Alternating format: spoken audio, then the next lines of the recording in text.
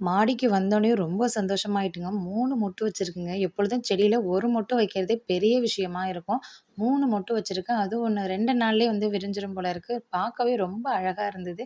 எனக்கு என்னன்னே தெரியல. இன்னைக்கு காலையிலேருந்து ரொம்ப சந்தோஷமா இருக்கு. எல்லா செடியிலுமே ஒரு சில இதில மொட்டு வச்சிருக்குது.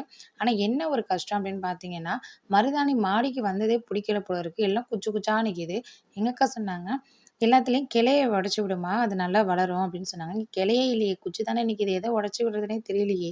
அப்படிங்கிற மாரி தான் இருக்குது. ஆனா, ரோஸ் செடிக்குலாம் மாடிக்கு வந்தது ரொம்ப புடிச்சிருச்சு போல இருக்கு. இப்ப தான் நல்லா குரோத் ஆகுது.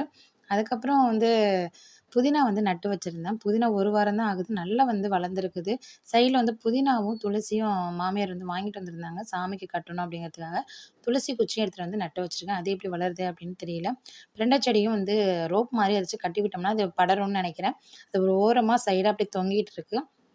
ஓகே ஃப்ரெண்ட்ஸ் நெக்ஸ்ட் வீடியோல